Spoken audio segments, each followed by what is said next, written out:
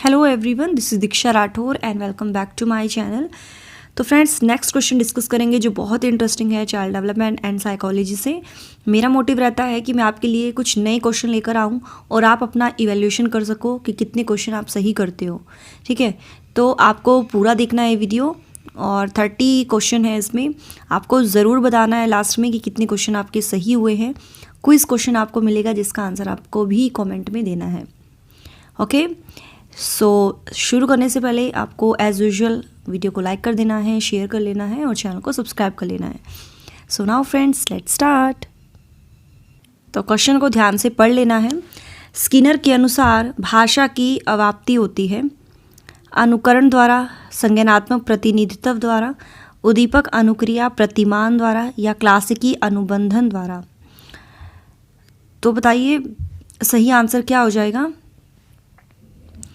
तो स्किनर के अनुसार भाषा की प्राप्ति होती है ना। भाषा को किस तरह से सीख सकते हैं अकॉर्डिंग टू स्किनर, तो आंसर सही हो जाएगा डी आंसर, क्लासिकी अनुबंधन द्वारा। ठीक है, डी आंसर यहाँ पर हमारा सही है। आप ना वीडियो को पॉज कर लिया करो, फिर अपना आंसर देखा करो कि मेरा सही है या नहीं। ठीक है, माता पिता से वंशजों में स्थानांतरित होने वाले लक्षणों को कहा जाता है पर्यावरण, आनुवांशिकता, जीन या होम्योस्टेटिस। हाँ जी, तो माता पिता से वंशजों में जो स्थानांतरित होते हैं लक्षण, पूर्वजों से जो हमें मिलते हैं लक्षण, वो क्या होते हैं, वो आनुवांशिकता कहलाते हैं, यानी हेरिडिटी कहलाते हैं। ओके, बी आंसर बिल्कुल सही है और मैंने डिटेल वीडियो बनाई हुई है आनुवांशिकता के ऊपर, वो वीडियो आप देख लेना। बालक का स्वास्थ्य, शारीरिक विकास उसके सही विकास के लिए एक महत्वपूर्ण शर्त है। यह कथन असत्य है क्योंकि शारीरिक विकास किसी भी तरह से दूसरे क्षेत्र के विकास को प्रभावित नहीं करता। गलत हो सकता है क्योंकि शारीरिक विकास में विभिन्नता होती है। सत्य है क्योंकि शारीरिक विकास विकास क्रम में सबसे ऊपर होता है, या सत्य है क्योंकि शारीरिक विकास दूसरे क्षेत्रों के विकास से संबंध रखता है। तो आंसर क्या सही हो जाएगा।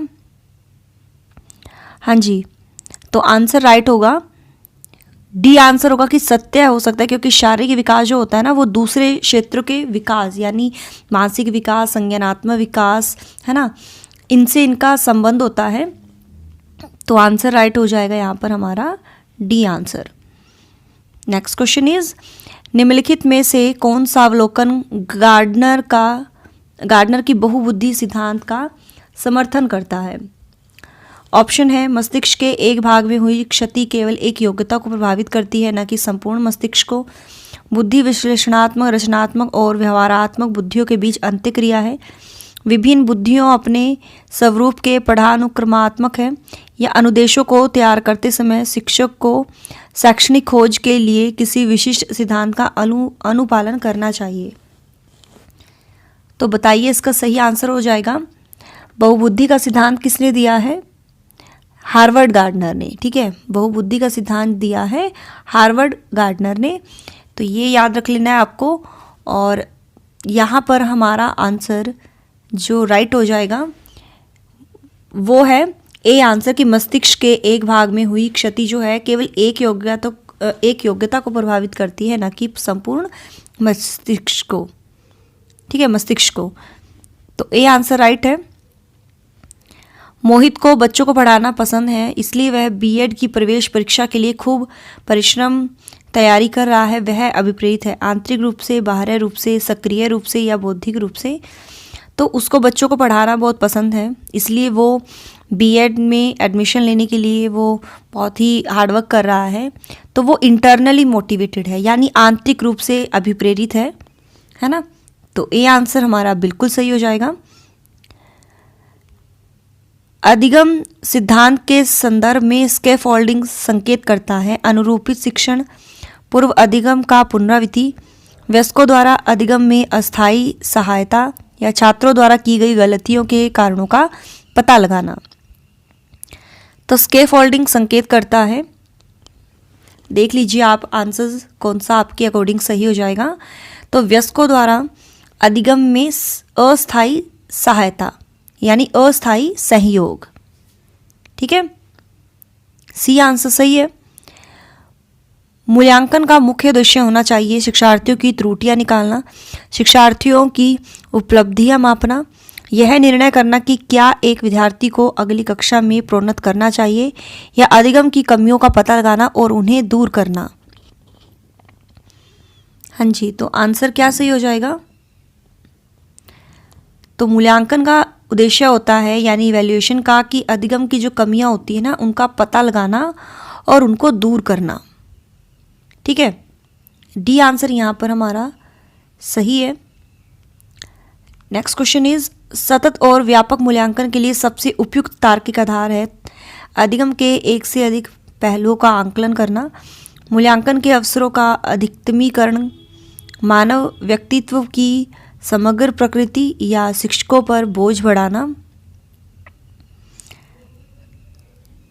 तो आंसर राइट हो जाएगा 159 में।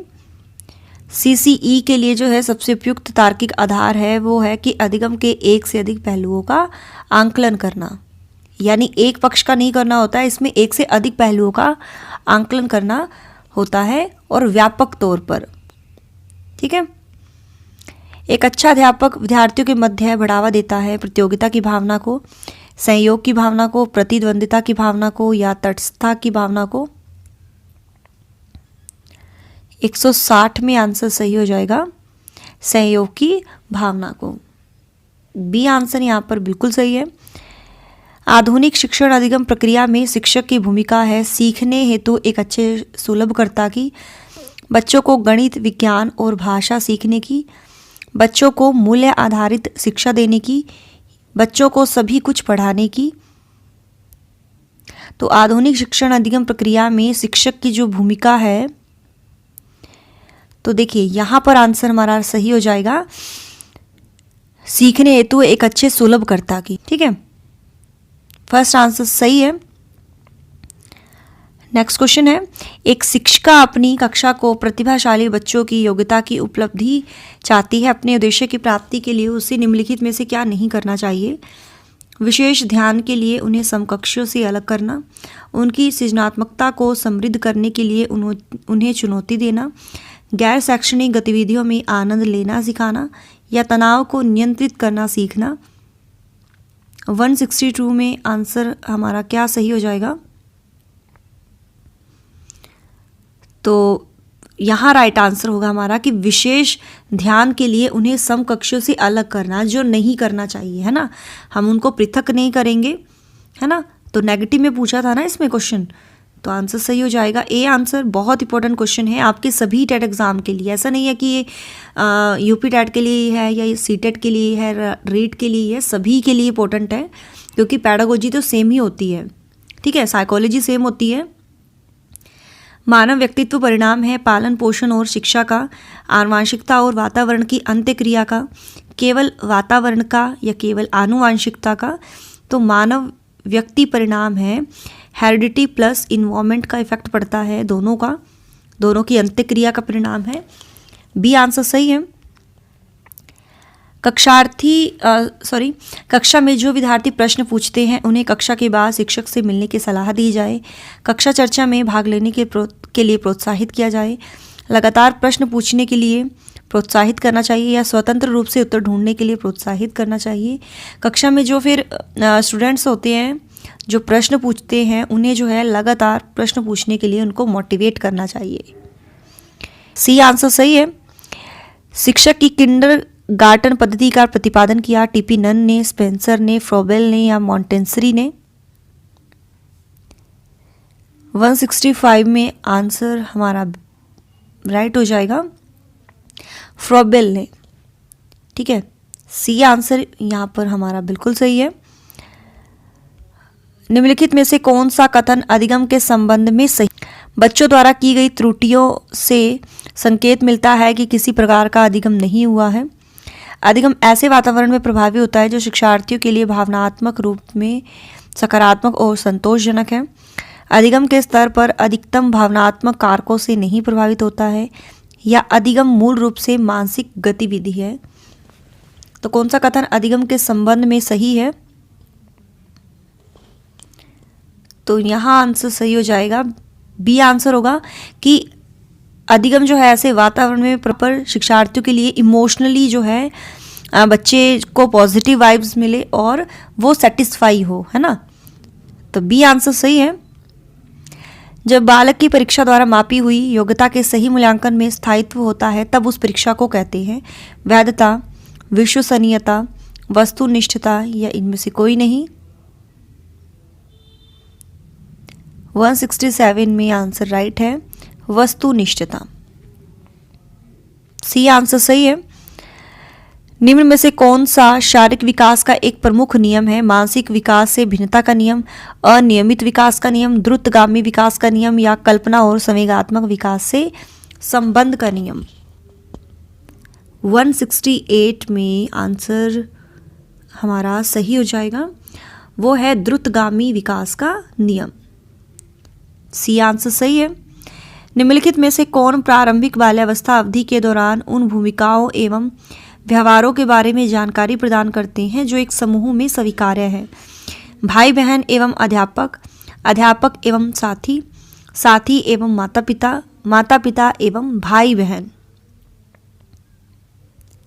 169 में आंसर हमारा राइट होगा, तो वो है माता पिता एवं भाई बहन, जो प्रारंभिक बाल्यावस्था अवधि के दौरान जो है इनका इंपॉर्टेंट रोल होता है माता पिता एवं भाई बहन का। ठीक है, तो डी आंसर सही है। निम्नलिखित में से कौन आयु समूह परवर्ती बाल्यावस्था श्रेणी के अंतर्गत आता है? 11 से 18 वर्ष, 18 से 24 वर्ष, जन्म से 6 वर्ष या 6 से 11 वर्ष। तो ये आता है 6 से 11 वर्ष। नेक्स्ट क्वेश्चन इज डैश में मापन की भूमिका सब सीखी हुई कुशलताओं में निष्पादन का एक संपूर्ण अवलोकन है। ऑप्शन है निर्माणात्मक मूल्यांकन, योगात्मक मूल्यांकन, निदानात्मक मूल्यांकन या इनमें से कोई नहीं। तो फिल करना है में मापन की भूमिका सब सीखी हुई जो कुशलताएं हैं उनमें निष्पादन यानी परफॉर्मेंस का एक संपूर्ण अवलोकन देती है।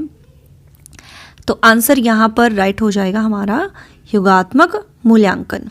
बी आंसर यहाँ पर हमारा बिल्कुल सही है। अगला है एक बालक का बौद्धिक विकास अनुकूलन और डैश से संबंधित है। अभिज्ञान, मानसिक निरूपण, समझौता या समायोजन। तो यहाँ आंसर हमारा राइट हो जाएगा। एक बालक का जो बौद्धिक विकास है वो अनुकूलन और समायोजन से संबंधित है। डी आंसर जो है यहाँ पर हमारा बिल्कुल सही है। नेक्स्ट क्वेश्चन है अपनी कक्षा के एक विद्यार्थी की प्रवृत्ति को यदि शिक्षक बदलना चाहता है तो उसे विद्यार्थी के साथ कड़ाई से पेश आना होगा। कक्षा के अन्य विद्यार्थियों को उससे न जानने योग्य दूरी बनाए रखने के लिए कहना होगा। उसके समूह के सभी सदस्यों की प्रवृत्ति बदलनी होगी या विद्यार्थियों को पढ़ने के लिए प्रेरित करना होगा। तो 173 में आंसर हमारा सही होगा। 173 में तो आंसर राइट हो जाएगा। यहाँ पर देख सकते हो उसके समूह के सभी सदस्यों की प्रवृत्ति जो है बदलनी होगी। सी आंसर जो है यहाँ पर सही है। भारतीय बैटरी का प्रयोग निम्न में से किसके परीक्षण हेतु किया जाता है? व्यक्तित्व, बुद्धि, सृजनात्मकता या अभिवृत्ति। तो भारतीय बैटरी का प्रयोग किया जाता है बुद्धि इंटेलिजेंस टेस्ट को मेजर करने के लिए। ठीक है, इंटेलिजेंस को मेजर करने के लिए। तो बी आंसर सही है। बुद्धि लब्धि के संबंध में क्या सत्य है? बौद्धिक आयु में व्युत्क्रमी संबंधित, कालानुक्रमिक आयु से प्रत्यक्ष संबंधित, कालानुक्रमिक आयु से व्युत्क्रमी संबंधित या बौद्धिक तथा कालानुक्रमिक आयु दोनों से प्रत्यक्ष संबंधित। तो इसमें जो सत्य है वो है कालानुक्रमिक आयु से व्युत्क्रमी संबंधित। सी आंसर सही है। बुद्धि का तरल मोजक मॉडल किसने दिया? ऑप्शन है केटल, गिलफोर्ड, थ्रस्टन या स्पीयरमैन। तो बुद्धि का तरल मोजक मॉडल जो है ये दिया है किसने? आरबी केटल ने। क्रिस्टलाइज सिद्धांत भी कहते हैं। तो ए आंसर सही है। संबंध प्रतिक्रिया सिद्धांत में पावलोव ने प्रयोग किया बिल्ली पर, कुत्ते पर, बंदर पर या चूहे पर। तो पावलोव ने प्रयोग किया है कुत्ते पर। ग्रेड अंकों से कैसे अलग है? यह प्रश्न निम्न में से किस प्रकार के प्रश्नों से संबंध रखता है? विश्लेषणात्मक, मुक्त अंत, समस्या समाधान या अपसारी? तो 178 में आंसर सही हो जाएगा। एनालाइज है ना, करते हैं इसमें कि ग्रेड अंकों से किस तरह से अलग है। तो ये विश्लेषणात्मक प्रकार का प्रश्न है, तो ए आंसर सही है। अगला क्वेश्चन जो है, मानवीय विकास में आनुवंशिकता एवं परिवेश की भूमिका के संदर्भ में निम्नलिखित में से कौन सा कथन समुचित है? विकास के विभिन्न क्षेत्रों में आनुवंशिकता एवं परिवेश का सापेक्षिक प्रभाव परिवर्तनशील है। भारत सरकार की विभेदात्मक क्षतिपूर्ति संबंधी नीति मानवीय विकास में प्रकृति की भूमिका पर आधारित है। परिवेश की भूमिका लगभग स्थिर सी रहती है, जबकि आनुवंशिकता का प्रभाव परिवर्तित हो सकता है। यह व्यवहारवाद के सिद्धांत प्राय मानवीय विकास में प्रकृति की भूमिका पर आधारित है। तो आंसर यहाँ पर राइट होगा। फर्स्ट आंसर जो है यहाँ पर हमारा सही हो जाएगा। ठीक है, नेक्स्ट क्वेश्चन जो है, निम्नलिखित में से कौन सा प्रतिभाशाली छात्रों के लिए उचित प्रदत्त कार्य है?